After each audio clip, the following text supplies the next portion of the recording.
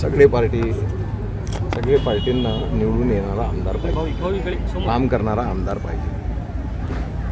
सगळ्यांना असं वाटतं की आता बच्चू कडूंनी म्हटलं की नवनीत राणांना लोकसभेत उभा राहायचं असेल तर प्रहार करू, आणि प्रहार करून उभं राहिलं तर आम्ही निवडून आणू शकतो, कारण आमचे 2 मतदारसंघ आहेत. आणि दुसरी गोष्ट रवीनानं जे म्हटलं आहे की त्याच्या यांच्यासोबत संपर्कात मी सगळ्यांच्या संपर्कात आहे, पण मी बच्चूभाऊसोबत आहे शेवटपर्यंत. बच्चूभाऊसोबतच राहणार 100%. ज्यावेळेस माझ्यासोबत कोणीच नव्हतं, अडचणीच्या वेळेस बच्चूभाऊंनी मला सहकार्य केलं, मदत केलं आहे, आणि मी निवडून आलेलो. आता यावेळेस त्यांना सोडून देणं म्हणजे काही योग्य आहे का? आम्ही निर्णय दोघेच घेणार आहे, एकटं नाही घेणार. मी दोघेच निर्णय घेणार आहे, आणि वेळेवर एखादी वेळेस काही प्रॉब्लेमही झाला तर आम्ही दोघे सोबत राहू.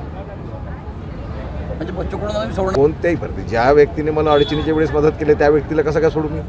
हो, अरे एवढं असूनही आता आम्ही महाविकास आघाडीत महायुतीमध्ये आहे, आणि महायुतीमध्ये आपले महाराष्ट्राचे मुख्यमंत्री सन्माननीय एकनाथ शिंदे साहेबांनी एवढा निधी दिले मेळघाटसाठी, ते तर आमचे आहे ना, मार्गदर्शक आहे. बच्चूभाऊ आमचे नेते आहे, आम्ही दोघे चर्चा करून काय निर्णय घ्यायचे ते घेऊ.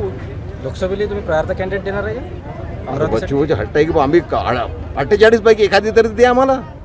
एक लोकसभा मागितलं तर काय चूक झाली आमची? मागणार आहे अमरावती लोक.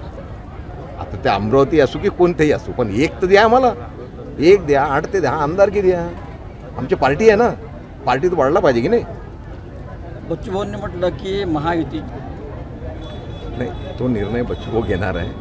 बच्चूभाऊ कधी एखादी वेळेस ते बोलूनही जातात, लवकर थोडासा टेम्परेचर वाढून जातं, आणि त्यावेळेस ते बोलतात.